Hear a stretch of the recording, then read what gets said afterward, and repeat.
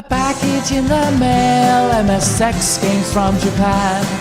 Collecting without fail, those shoot 'em ups, that's the plan. He doesn't just collect them, he also codes them too. Join us and we'll go on electric adventures with you. Hey YouTube, Electric Adventures here with my channel update for September and October. Yes, I did miss September.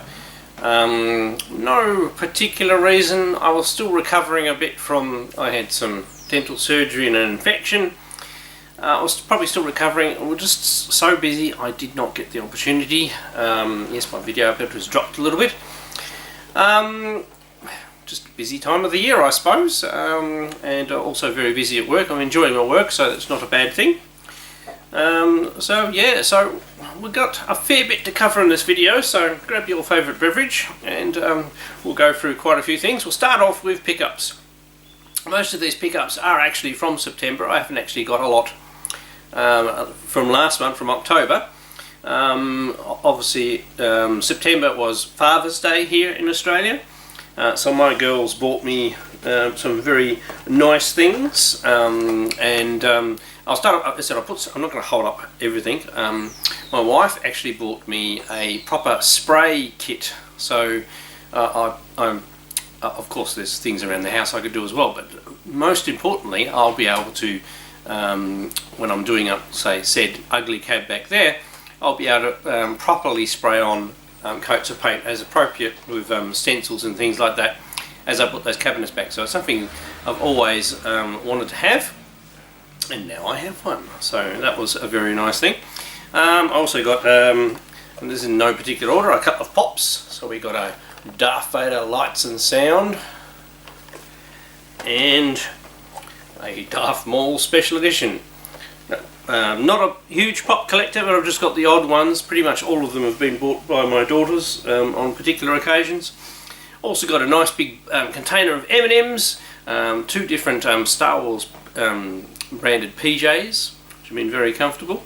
One of my other daughters gave me a book and some fudge, and one of them gave me a nice bottle of Jim Beam, so which I think we've pretty much consumed already. So very nice indeed. So Father's Day was very good to me. Obviously a couple of retro things and a bit things that I'm interested in. But during that period also one of my friends from a long time ago, still occasionally keep in touch with him, and he's actually the person who gave me my Amiga 1000. He contacted me out of the blue and said he's doing a clean up of his house and he found a Commodore 1084S monitor, and asked whether I would like to have it, and I said yes, that would be very good. And he said I've got a couple other things as well. So as well as the monitor, which I'll show up here, I'm not going to lift up the monitor, and that works really well. He had a working Atari portfolio.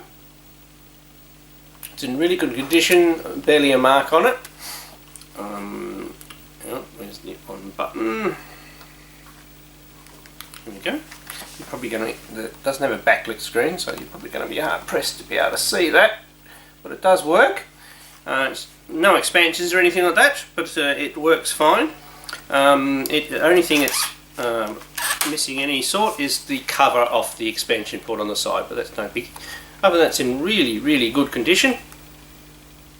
Its serial number's partially wiped off there, so that was a very cool surprise. Though, you know, particularly innovative. So it's like an IBM XD computer in the palm of your hand. Most notable for being used to hack into a bank teller in Terminator 2. So very cool item to have. In addition, he had this called a Competition Pro. It doesn't actually have any branding on it, and there were copies of the Competition Pro, so it does have micro switches. Oh yeah, Competition Pro joystick. It's on the edge. There's nothing on the bottom, so it's a little dirty. Haven't cleaned it up. I do think these buttons just need a bit of a clean. It's got a bit tarnished. There's nothing wrong with the cord or anything like that. No breaks or kinks. So always good to have one of those joysticks because they're very tough and hardy and work quite well. And there were 3 miscellaneous handhelds. Now I haven't tried to put batteries in these yet or anything like that. They look like they may actually still have the batteries in them. Because I don't have any of the batteries that these handhelds use. Not Nintendo ones, but we have VTech. So we have Deputy Dan.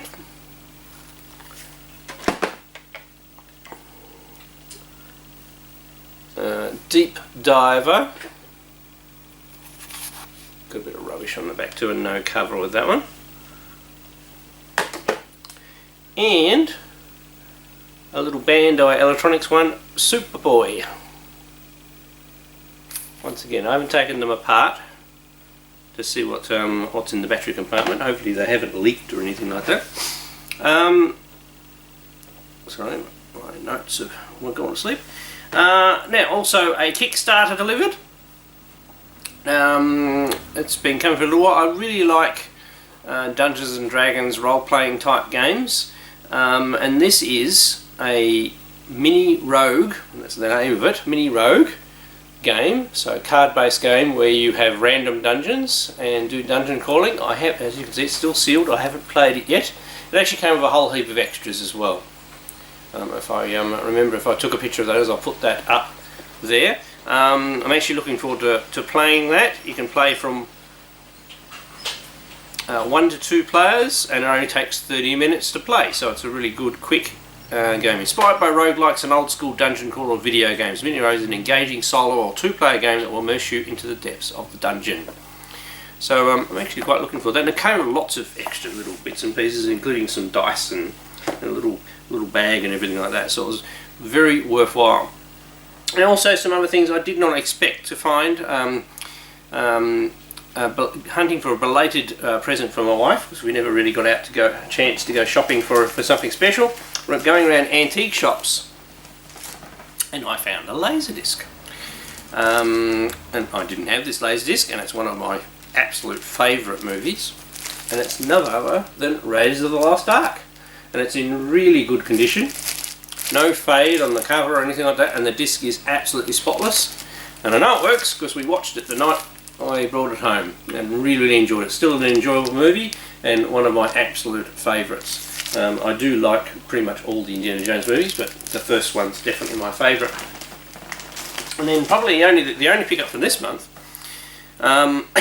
So we went to play our copy of Dune on Laserdisc. Now this copy, I can't actually remember whether I've actually played it myself. I bought it from a record shop in town probably a little while ago, but I'm not 100% sure whether I ever tried to play it. When we went to play it, it wouldn't run, and then looking closely at it, it had a couple of spots on it, and the edge of the disc looks like it's coming apart, so it's got disc rot. So my good friend Brendan, who I've mentioned a few times before, being the extremely generous and nice person he is, dropped it into my house when I wasn't here on the weekend and left me this. This actually has a nicer version of the cover than the one I had. The one I had might have even been a bootleg. And I haven't had a chance to see the new movie yet. It hasn't come out down here yet. It's actually coming out next week. And we'll try and go and see it. My wife wants to go see it, and we'll compare it against this one. We still like this one. It hasn't aged well in certain circumstances, and with all the narrative things and stuff like that, but we enjoyed it back in the day, so it holds a special thing in our heart, and we are looking forward to the new movie. So that was a really good surprise. Thank you, Brendan. That's very much appreciated. Alright, so that's all of the pickups. I believe I truly honestly haven't been ordering much. I have had a couple of MSX games arrive, but I'll do separate videos on those when I do the gameplays. And I haven't had a lot of time, so I'm a bit behind on those. If you want to see what I get when I get it, I am on Instagram, and I usually do put my pickups on Instagram first as they arrive in the mail. That sort of gives away sometimes how long it takes me to make a video. Now, an event that happened in September as well was, unfortunately, as a retro community, we lost Sir Clive Sinclair. Of course, the man who brought us the ZX80, ZX81 and Sinclair Spectrum, and other other models past that as well, but he's best known for those ones. I've always been a lover of the Spectrum computers and that era of computing. I didn't own a Spectrum new when they came out. I couldn't afford one, but I did get one later when I was in my later teens, when I had multiple computers for a while there. And the Spectrum was one of my favourites. I used to love the games of the Spectrum. I mean, a lot of the magazines back in the day, I used to look at all of those games coming up to the Spectrum and hope they'd come out for my Spectravideo 318 that I had. But that's what some of those games inspired me to write my own. So lots of fond memories, very fond memories of the Spectrum and all of those brands, and what Clive Sinclair brought to the computing industry. Very important thing. So it'll be sadly missed. We've lost lots of heroes in the last 2 years, unfortunately. Also a bit of fun. We actually we've been very blessed down here in the state of Tasmania, right, below Australia, separated by a body of water, as we now call it, our moat, and that moat has been firmly shut. So we have been able to live without lockdowns and everything like that, with only minor restrictions. Oh, and by the way, we are all, as a family, completely vaccinated now, and our society's starting to open up.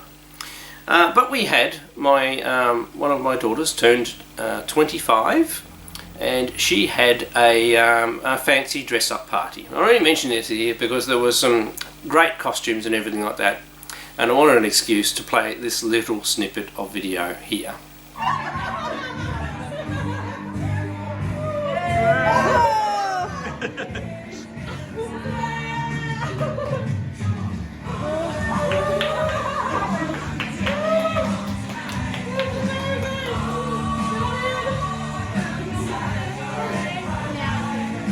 As you can see, my family are just as crazy as I am, and this is some of my sister's friends, by the way, are the articles in questions, and it was just so amusing watching them all, and how, you know, they went to meticulous thing to select their costumes and everything like that. They had a good fun night, and they actually rented out the top of a pub. They had their own private bar. But the main reason they did that, they had lots of space, and they had a whole heap of role-playing games and board games out being played in some areas, and they were playing those and just mucking around in their costumes, and it was good fun. Also, as part of our COVID recovery efforts, and something that we're particularly proud of as a family, we have a holiday home, and we've been doing some garden renovations, and we've built some we've re-tiered, so re-levelled out the back of the place, and we've built some gabion walls. Gabion walls are metal cages filled with rocks, and they make very attractive walls, and especially with the rock that is available near our place. And it's pretty much nearly all finished. We're just waiting for the grass to grow a little bit, and I'm very proud of it. So that's why I'm putting a couple of pictures up here. So now I'm going to pick up my tablet. We have the results of MSXDev21, for which I was a judge in. We had 34 entries in total. Unfortunately, 2 entries were disqualified from judging. Doesn't make them bad games, they just didn't meet the specifications of the competition, which was that all of the games had to run on a normal MSX1 framework, whereas these last 2 apparently, they don't run when you run them on a blue MSX with a base MSX1 image. I believe it's something to do with memory or something like that. So we had to disqualify 2, unfortunately. I still had fun playing those games, so they were quite good.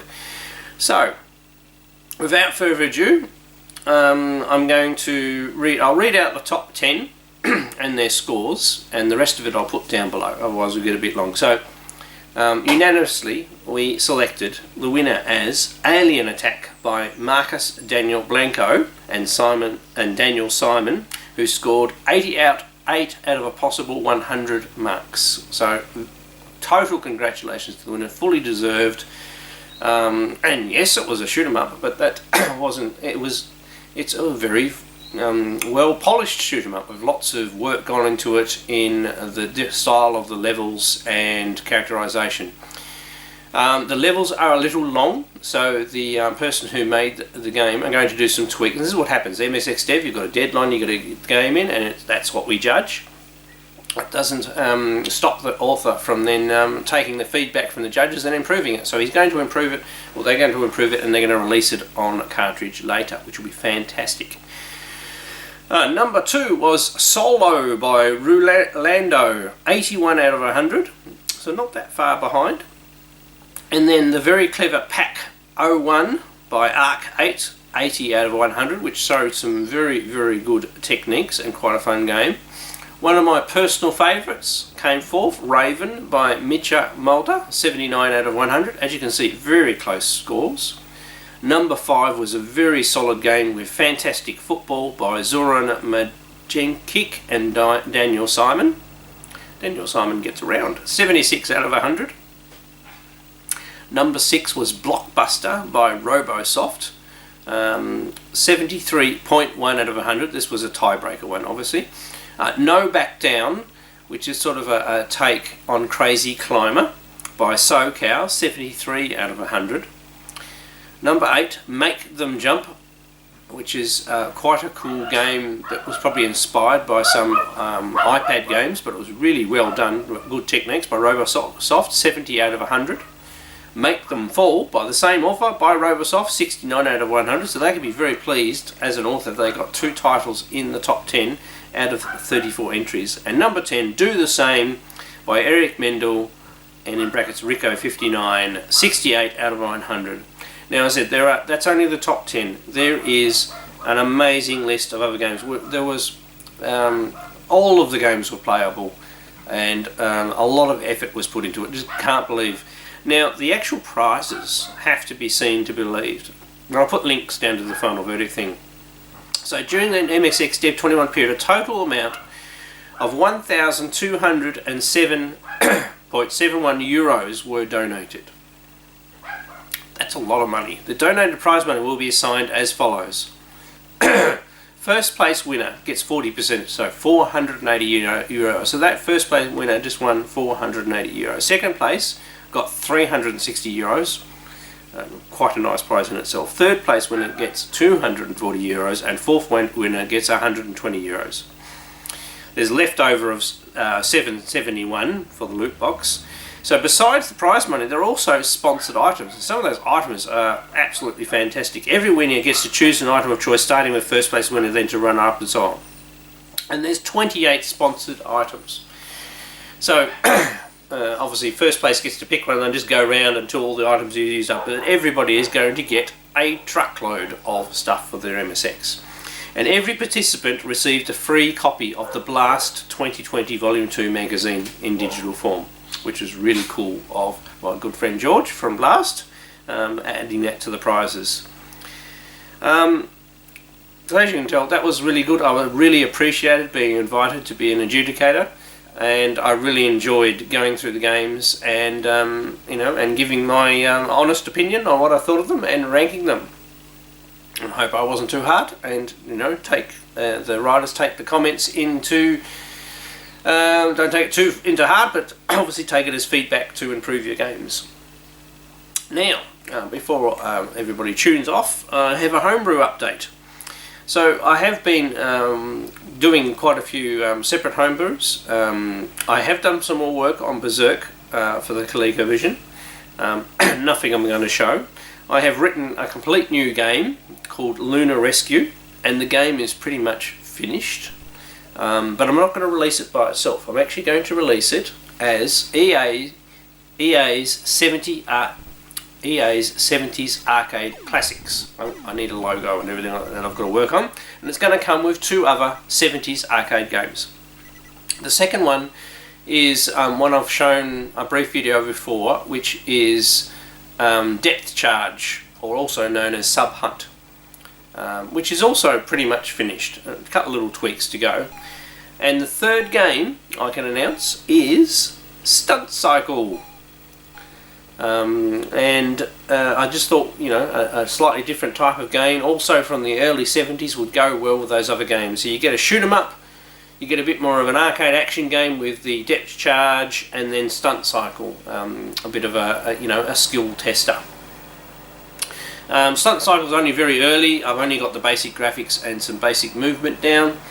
It needs a bit more logic done, but I will get some art together and I'll be releasing all that game with the 3 games on it for all 3 systems. So there will be a ColecoVision version, an MSX version, and yes, there will be an original Spectravideo version. I haven't decided on the final packaging, but more than likely, to match the audience, the Coleco version will come in a cardboard box, because that's what that market's used to. For the MSX title, I'll probably use a universal game case, and the Spectravideo version will be pretty much the same. Just keeps the cost down and allows a smaller run size. With cardboard boxes, you need to guarantee at least 100 copies. And yes, I will be selling this title myself as Electric Adventures. I have also been working away, and I have a really good freighting provider that will provide reasonably cost-tracked freight to pretty much anywhere in the world for a reasonable cost. It's not super fast, and nothing can be guaranteed to be super fast in this environment.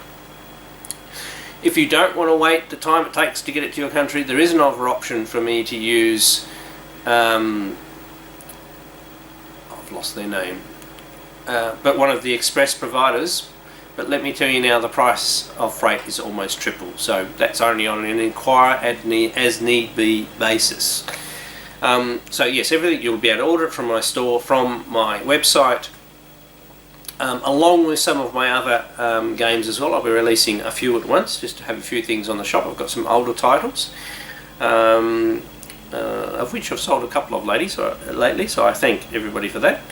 And yes, I'll be selling them myself. Berserk will still be sold by ColecoVision, because that's specifically a Coleco title, and that's what they concentrate on. But these other titles, I'm really into my cross-system one, and I don't want to, I don't want to ignore the MSX and Spectravideo part of the community that I'm part of as well. And I have some other titles planned as well in the future, but they're the ones that I've made reasonable progress on. I have submitted another version of Sydney Hunter and the Caverns of Death for the NES up for testing. I finally got the rope bridges logic to work properly, and have improved the way you grab and jump to the next vine, because a lot of people were complaining about that. Fixed quite a few bugs. I actually you can play all the way through the game, all 10 levels now. So hopefully my game testers are starting to do that. I've just got a couple of little sprite shapes to fix up and write the actual end of game screen, and that game is done finally after all this time. So you're getting very, very close. So yes, I have had a lot more time to devote and get back into my homebrew efforts, and it's all sped up since I've gotten over this underlying infection, which I didn't know I had, and it was obviously been making me very tired and things. Alright, so before we wrap up for today, I also got sent a prototype ROM of a new game by OnRec Factor. You remember a while ago they sent me their wonderful Llama game as a prototype, and I immediately ordered it on physical cartridge and got it on physical cartridge and did a gameplay when I got it. I'm also going to be ordering this one, and this one is called Soul's Keeper. I'll put a link to where you can buy it down below. I haven't had a chance to play it and do some gameplay, but I'll put up the screenshots that they've supplied me at the moment, and when I get a chance I'll do a separate proper review. To do it justice, it's best me not putting in this video, but it might take me a few more days to do that, and I don't want people to miss out on this. So the pre-order period has started now already, and they're going to have the pre-order period open for a month. So get in and support these guys. It looks like a really, really cool game. Their last game was fantastic. I really enjoyed that one. I like puzzle platformers, and the use of colour and everything like that on the machine is amazing. They really know how to push the hardware really well. Alright, so that's about wraps it up for this very much delayed, and I apologise for that, channel update. I do have a bit of a plan for videos this month, so hopefully we'll at least have at least one every week, but we'll see how we go. Alright, I'm Electric Adventures. Thanks to all my subscribers. Thanks for watching, and I'll catch you next time.